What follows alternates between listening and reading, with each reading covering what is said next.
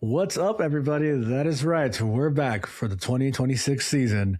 It's been a while, or in the words of, is it Stain? It's been a while. And I am so excited to be back with my forever prince, the one and only. That's Mike. Forever Prince. Did Prince record a song that says something along the lines of "It's been a while"? I'm sure he has. Yeah. What's up, man? How's it going? Yeah, happy 2026. Woohoo. 2026. Lots to be happy about in 2026.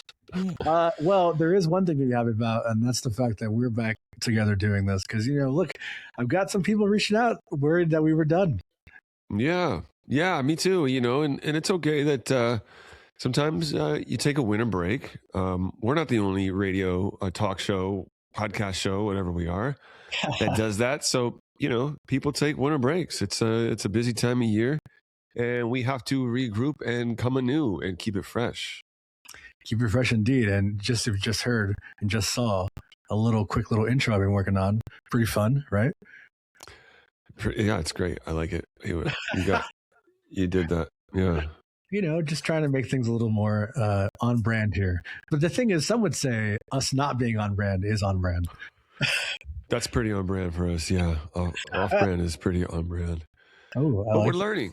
Yeah, but we're learning. And maybe that's just who we are. And we just need to roll over and accept. That's true. We've been at this for 6 years now? This is going to be year 6. So yeah, we're just starting year 6. Yeah. That's wild when you think about how many things come and go, how many things started in COVID. There's all kinds of stuff, brands, businesses, a lot of them ended. Some things started, and man, we're still doing it. So we must like it. We definitely must like it, because it ain't about the money. That's for damn sure. No, what money? There's no money. But if you want to change that, do us a solid and go to our sponsor. That's right. We still have our sponsor. It is the wonderful veteran-owned and operated energy drink, clean energy drink, Bulkhead Energy. Mike, I know veterans mean a lot to you. They mean a lot to me. And per our last guest, it's almost very un-American to not like a veteran, right? Would you agree with that? Right. Yes. You have to like Americans. I mean, veterans.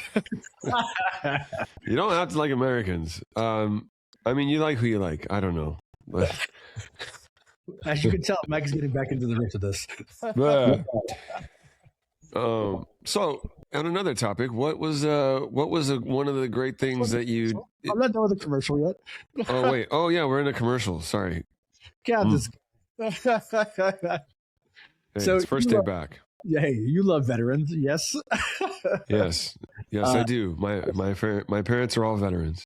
Exactly, and so go out there and support them. Look, there's so many ways to support them, but why not also get yourself one of the greatest clean energy drinks out there? It is called Bulkhead Energy, and the great thing is every single order that you do gets 10% back to the community of veterans, and that helps them with their medical bills and all the other great things. And to be honest, why would you not do that? And the best part is, when you support them, you support us. And how you support us is by using promo code UncleDad10. That's right. You get 10% off your first purchase. That's free. It's basically free taxes, which in theory could be a free drink. And there's so many great flavors. And my favorite flavor is Liberty Call. That is the natural citrus flavor. And I'm going to tell you, it's so good. And it has one of the sickest can designs ever. So, Mike, tell them to support us, to support those who have served. They got to go to bulkheadenergy.com. You have to go to bulkheadenergy.com and use the code UncleDad10. Exactly. Yes. And that is how we get money out of this. So thank you so much. Thank you. Yes. So, Mike, continue. Oh, what was I saying? Oh, yeah. Thank you for that. And thank you to Bulkhead for being a part of the show. And yeah, so winter break, what was one exciting thing that happened to you over the last couple months? I guess it's been... Hey, we haven't really talked, Todd. So I went to Korea. Okay, besides that. Okay, well. I'm kidding. Yeah, you went to Korea. That's big. That's huge. That's pretty far. What was that about? I went to support somebody in their love for K-pop, and I went to join them, and it was so much fun. I will tell you this, sir. It was only for a weekend. Now, to kind of peel back the curtain, he's already aware that I was in Korea. Let's be honest now. And I remember, what is the thing you told me when I told you I was only gone for a weekend? That you're insane to travel around, on the other side of the world for a weekend. I memean, hey, you're a jet setter now, so that's just what you do. That's just what you do now, Uncle Dad. But the thing is, we went for a K-pop show, and I gotta tell you, man, I really want you to be involved in the K-pop world one day. I would love to see you go to a K-pop show, talk to you about it, and maybe that's something we do in 2026. And talk to others about it, and because I think you would like it more than you would think. What makes you think that? Okay, I'm a big fan of 90s R&B. I think you like 90s R&B, right? Yeah. Sure. And one of the things that made 90s R&B so great was those bands like New Edition and Boyz II Men, right? Is they had at least I thought so. They had some of the dopest dance moves, right? And they kind of recreate that 90s R&B dance move style in K-pop. Now, it's more leaning towards the boy band aspect of things. So, yeah, if you're not a fan of Backstreet Boys or NSYNC or whatever, sure, that might be a little bit of a caveat. But honestly, man, they're so much fun. These shows are such a blast, truly. Yeah, so that's the production of it all, not just the actual music so much as it's the show, the choreography. Oh, the choreography is incredible, man. You just think and these women have to be just 100% every single time. And it's crazy, man. I don't know. You don't see stuff like that in America anymore, right? All you see is either some dude on stage, one microphone, and a DJ half the time, right? Or if you're lucky, yeah, you get a live band, but those are legacy acts. You're not seeing, and that's the thing too. These K-pop groups, man, they're doing full bands as well with their K-pop. Okay, so they're not just singing to a recorded track. Exactly. Yeah, that's interesting. Yeah, I mean, obviously it's huge. It's beyond just American pop culture. It's global, and it is a part of American pop culture too. So, I'm willing to check anything out. I'm always up to trying something new. I've done one new thing that I've done. I'll keep it music related. Okay. That's kind of the show we've got going today. Anyway, is one thing I decided to start doing over winter break was, we listen to a lot of stuff. Everything's streaming now, right? Unless you buy a record because you like to collect records, pretty much everything's streaming now. There's no hard copies of anything anymore, which makes it a little different when you listen to music, because you usually put on a streaming station or an artist station or something of that. However, I thought it would be interesting to start going back and picking an artist and picking an album, maybe an album I've never heard, or an album that's an iconic album. For instance, the other day I listened to Bruce Springsteen's Nebraska album. Oh, okay. And the boss. And he's the boss. Yeah. And interesting about that album is it's all acoustic, and he pitched it to the E Street Band. They said no, and so he went and recorded it anyway, and it became one of his, it's considered one of the greatest albums he's ever done. So just listening to an album from front to back, as an album, not just a couple songs or a Bruce Springsteen station based off of a song from that album, just letting the whole album go in one sitting. And it's kind of interesting to hear, because a lot of albums back then were made to be listened to as an album, not just a song. Artists now, they release a lot of singles. So that's something that I did. That's very interesting. That gives me an idea. We like to do things on the spot. We should do something for Mike. We have to do reels these days, right? Reels is what keeps people interested. Why don't we do Mike's Music Corner, where Mike will listen? Keep it real. Keep it real. Mike's Music Corner, where you pick an album and you do a verbal review on it for 60 seconds. Okay. Yeah. I'll put that in my notes and we'll visit that. He's not going to do it. No. We'll see. We got enough to do. But speaking of doing things, we did something we haven't done in a very long time, and that is an interview, Mike. Or should I say, we did an interview, and that was Incredible. I'm still getting used to this too. Mike, we got to chat with Stephen Lawrence, who is the producer of the Michael Apted directed film called The Long Way Home, remastered and expanded. This is the story. And Mike, I'm going to butcher the last name. Do you remember how to pronounce the last name? Boo.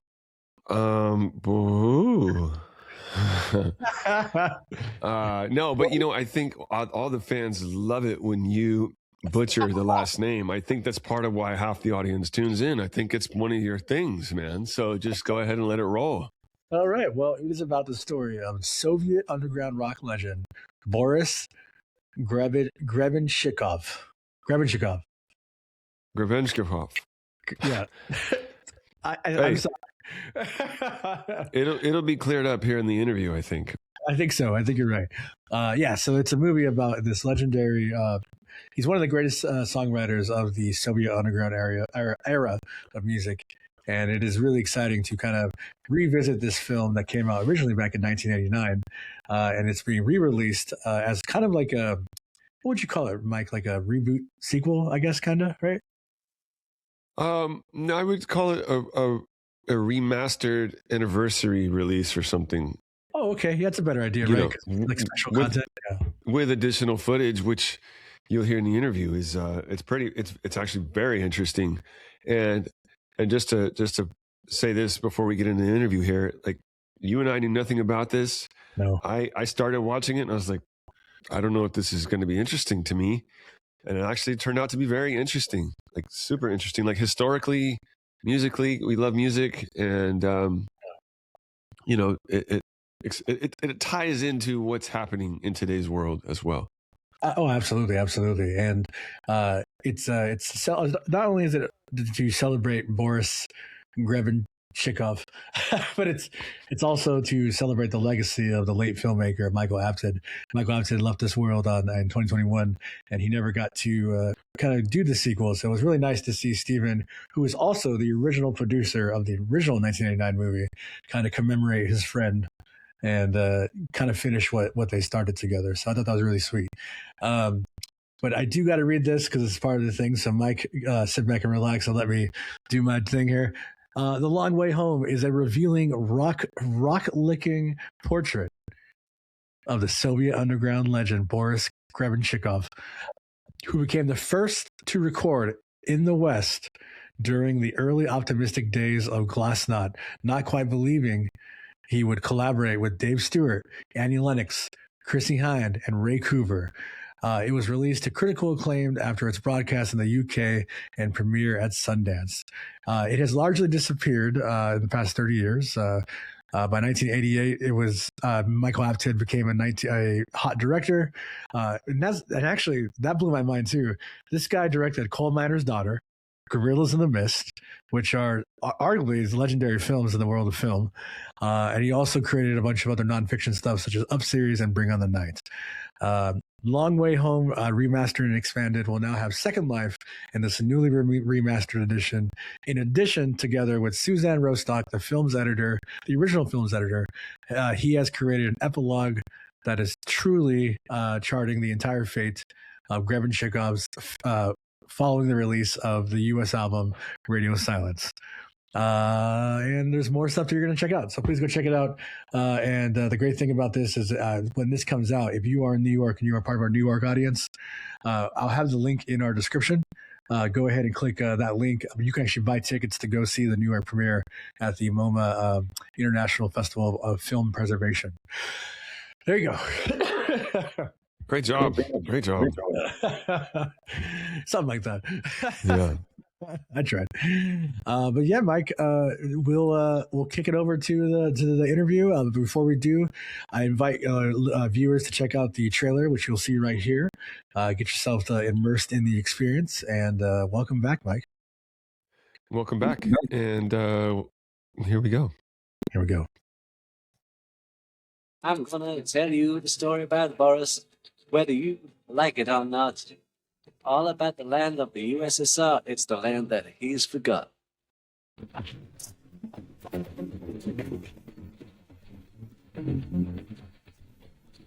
The fact that you are one of the biggest rock stars in Russia, that's going to be the first thing they're going to grab onto. It's beautiful. People are already clamoring to talk to Boris. Feel ready to zoom into to make a record in the West with Western musicians by a Russian without censorship. Here was something new, something exciting.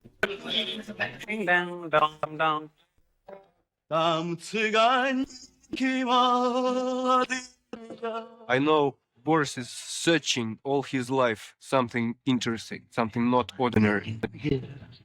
Like a million miles away from here, I can see some kind of light here.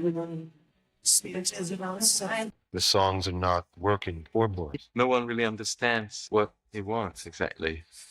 I have pressure from you, I have pressure from Dave, I have a pressure from my own self, which is much bigger than any other pressures.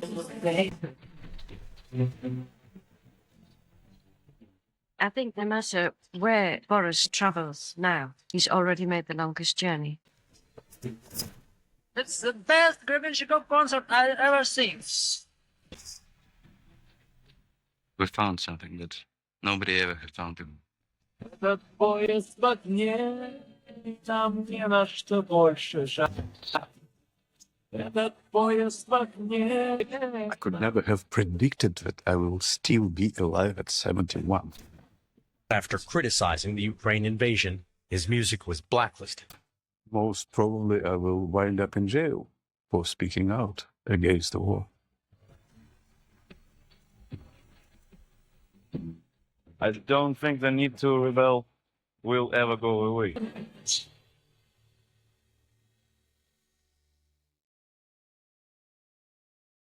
Hey, I would have put on a Russian baseball cap. You didn't get the memo that we're all wearing hats today, huh? Hey, no, you guys, what are you? Steven, don't feel bad. I help run a hat company, so it's okay. We'll let you slide. I like it. I got to find out about the Rebirth Brass Band. Oh man, check them out. Yeah, you're a music guy. You'll like it. Yeah.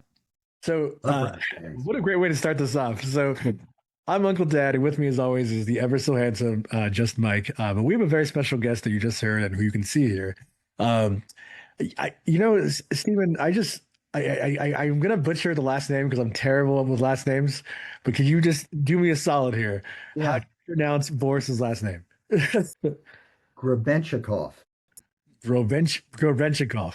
You got it. Okay. All right. All right. I always get so nervous with that. Mike will tell you that I get so nervous with last names. So, okay.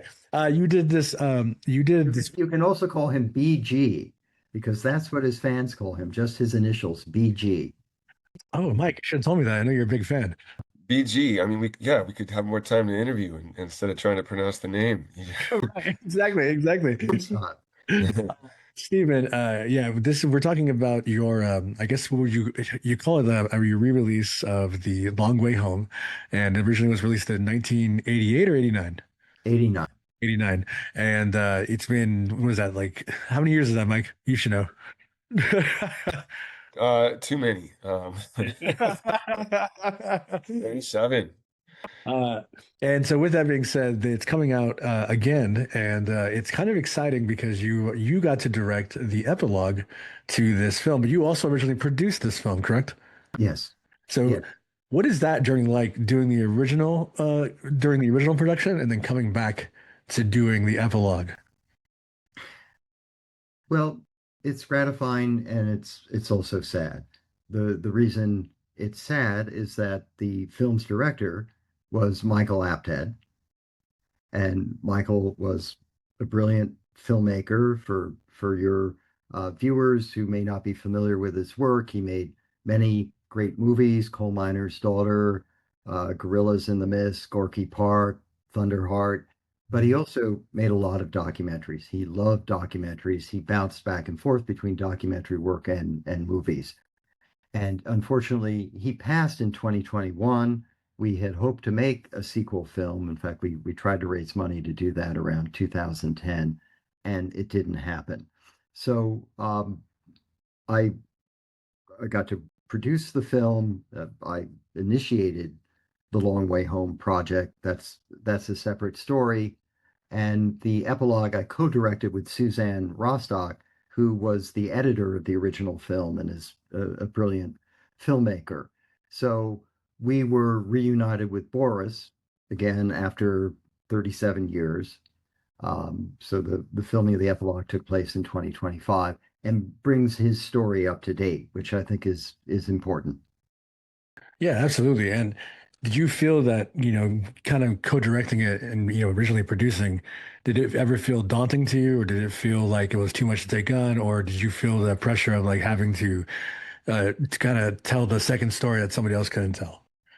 Well, the first film was daunting in the respect that we were filming a lot of it in the Soviet Union, which Well, was not the easiest place to navigate. It there was a transition going on to greater freedom at the time. They called it glasnost or openness, but logistically it was very complicated bringing an American crew. It was especially complicated filming the final concert, which is the climax of the original film, where Boris and his band team up with Dave Stewart and Eurythmics to perform for Boris's hometown audience in Leningrad, which is now St. Petersburg. And we had to bring in almost all the equipment, the lights, everything, and negotiate. And, many stories that I could tell you. So that was the challenge to make the film, but it was never a challenge creatively in the sense that we had a brilliant team. We had Boris's cooperation, Dave Stewart's cooperation. Everybody put their heart and their soul into this film because they loved the artists so much and what they were trying to do.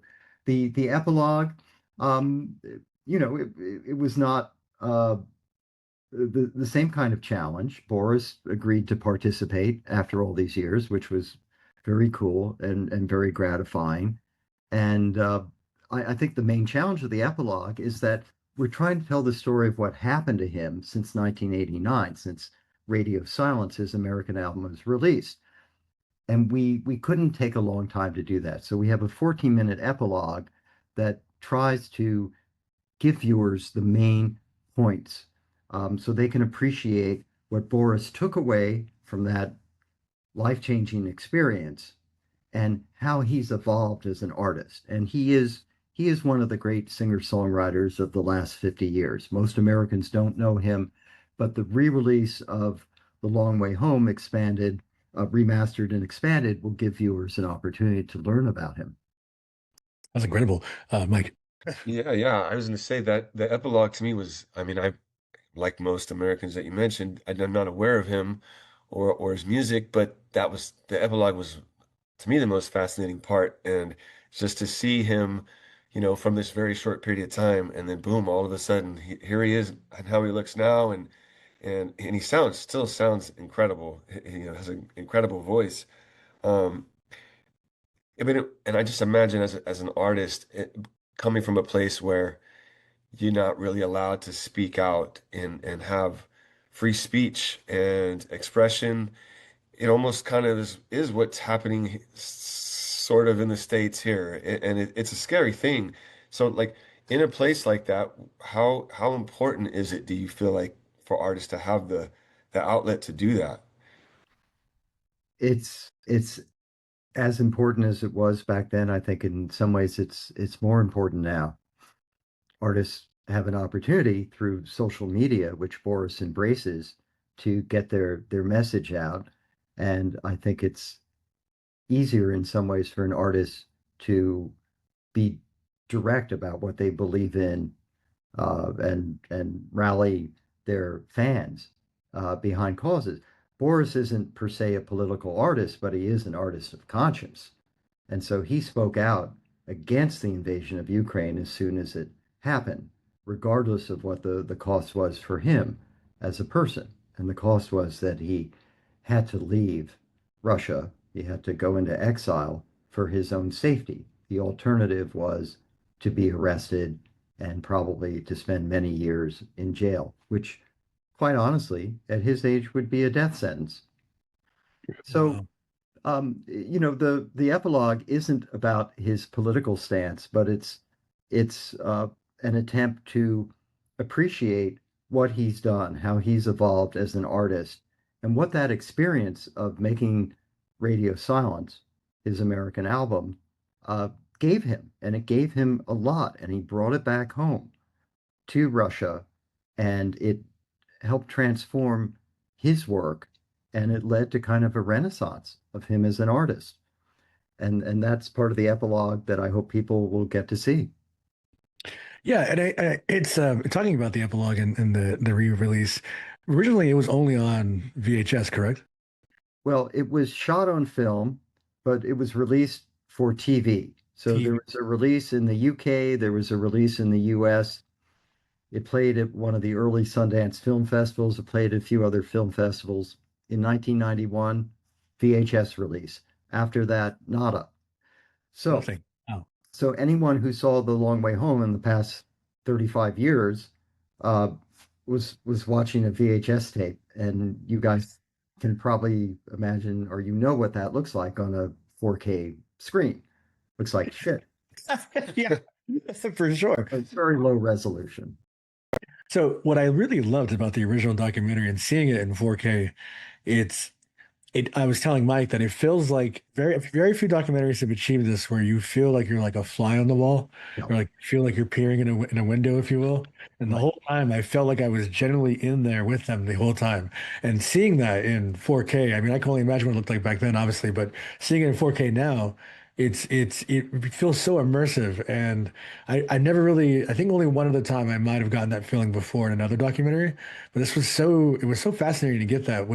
Do you think that was intentional back then, or do you think Yes. kind of Yeah. it happened? I think Michael Apted wanted to make this film very much in the verite or observational style, where we're not intervening as filmmakers and asking a lot of questions. Yeah. So there's only one time in the film where Boris actually speaks to camera in an interview with Michael Apted. Um, so the idea was to document his process, and he was going through a lot. At a certain point, he stopped paying attention to the camera. Yeah. Of course, Dave is somebody who was used to being filmed, but that part of it, that part of it wasn't hard, but it was, it was sometimes hard witnessing Boris struggling with decisions that he had to make for his own album because Cool. you have to understand, in the Soviet Union, there weren't modern studios. He had never been in a real studio. He'd never had a producer. He'd never worked with samples. I mean, all of this was new to him. Being in this world of rock and roll royalty, which he had read about and imagined, was new to him. Writing songs in English was new to him. But he's so talented and so resilient and so graceful and smart that he coped with it really well. And he said something really funny to me at the beginning of the project. He said, "I'm the first man who's been sent on a mission by the Soviet Union where the mission is to have as much fun as I can." Okay. Yeah, I see that. I mean, watching him, he's such a free spirit, and I would imagine coming from the Soviet Union, and now you're in New York City, and in the late '80s, New York City, and he's out. They show him there's scenes where he's out in the woods and looks like, I don't know, camping and just having a blast and letting his creative juices flow. It's really fun to watch. And so, were you a fan of him? Have you heard of his music before the film, or did you just get to learn him because you got the job on the film? No, no, no. I developed the film. I had filmed him previously in 1987 for a documentary I made for MTV Music Television called Tell Tchaikovsky the News that was about the Soviet underground rock scene. I had been studying this Soviet underground music world for a couple of years prior to that. It was not the artists weren't widely known in the West, obviously, but there was some buzz about them. And then when Boris got the album deal, I wanted to make a film about him. Michael Apted was interested in doing the same film. So we decided to join forces where I would produce and he would direct. And that was a fantastic experience for me. He was such a gifted and enthusiastic filmmaker. Everybody loved working with him. That's awesome.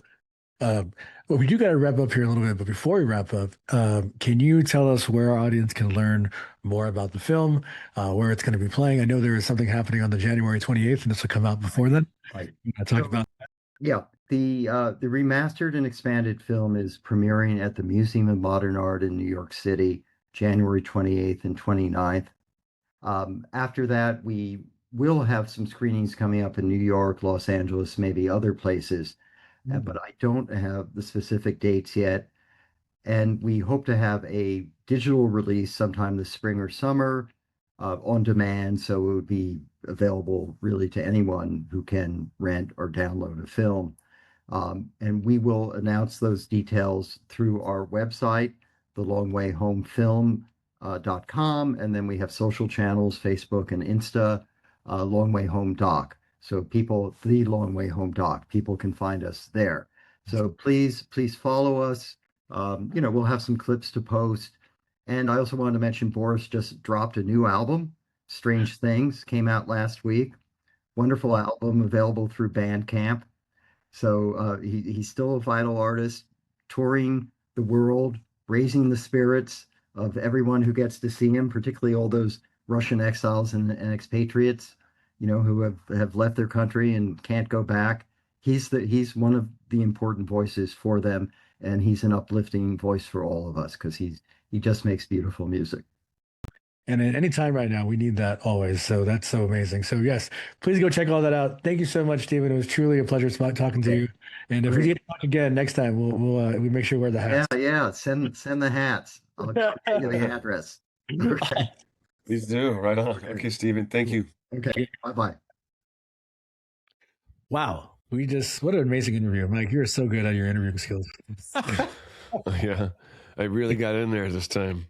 I mean, it's always interesting to have, these short interviews that we get, and obviously if we had more time, we get more in depth, I always have a bunch of questions that I never really get to. You just kind of see where things go and just go with what fits with the interview that we're having. And one of the things I really wanted to bring up with Stephen that I didn't get to was this great quote that Boris has in the film, where he realizes, he's not making the money that he needs to make to survive over here in the States with his music because of the stuff with the record label and whatnot. But he says it's like it's like being in love with someone who you can't be with, and I think we've all probably experienced that at some point in our lives. And but as an artist, it's a great metaphor, is like, I really wanted to be a comic book artist, and I realized I wasn't going to be a comic book artist that I thought I was going to be or whatever. It's heartbreaking, and you could see it within him, but he still persevered and still has a career. Maybe not the way he thought he would, but that is such a great metaphor, I think. Oh, totally. And you can tell too, like in the film, it becomes more about the music than anything else, right? And I think sometimes we lose that. We lose, what are we doing this for? Is it about the money? Is it about whatever, right? Like, is it about the creativity? It does need to be about the art always, right? And if it's not about the art, what are you doing it for, right? And I think he kind of talks about that quite a bit in this film. And Stephen, I think what was really great about Stephen is that you can tell that this movie means a lot to him. It doesn't matter if 10 people see it or 10,000 people see it. I can tell that he was just happy he got to revisit and, just do his friend right, Yeah. And he's really passionate about this music and this guy's work. Otherwise, why would you, whether your friend, was going to do something with your friend, I mean, he still is digging all this stuff back up to bring it back to light and keep that guy's name out there and therefore that guy's music. And so obviously this is something that he is in love with, Stephen, and he gets to be with it. Indeed. And if you want to check it out, again, if you're in the New York area, go to the website www.moma.org, and you will see the International Film Festival of Preservation. Go check that out and look for the tickets for this. This will be on January 28th. And you get to see it live. And I believe Stephen will be there. I could be incorrect about that, but I believe he'll be there. And we are back at it. Mike, you and I, I think things will be okay. Oh, things will be okay. Things will definitely be okay. It's interesting to take a break from something like this, and it shows how much your muscle memory and the patterns that you create in your brain actually is a real thing. Because when you step away and you just jump right back in, you can feel where you're a little rusty. Yeah. He's not talking about us, by the way. Definitely not us. I'm just saying, universally speaking, you. I didn't say I said you, the listener. Yeah, you, the listener, not you, the you. No. Please go support that. Go check it out. I believe they are working on being on streaming soon. So if you see that on streaming, go watch it. Again, support all film. I think all film needs to be supported, and why not support a legendary rock icon? Actually, I want to say one last thing. You know who he reminded me of a little bit? Maybe not in the same category, but the vibe. He reminded me of Cat. I'm going to say it wrong. Not Cat Williams. Cat Stevens? Cat Stevens. Thank you. Yes. Oh, yeah. Cat Stevens. Okay. Like he had that kind of same vibe. Yeah. It's got that folk that it definitely is in there. And I think Cat Stevens embraces a little bit of that in some of his music for sure. Yeah. Yeah. Very good. Now I'm going to go listen to a Cat Stevens album from front to back before next show, and I'll tell you if I agree. There you go. Listen to Wild, Wild, Wild. Yeah, which album is that on? You can find that out when you Google it. For the first time in 2026, we're not uncles, we're not dads, we're just someone you can talk to. And we'll see you all next week.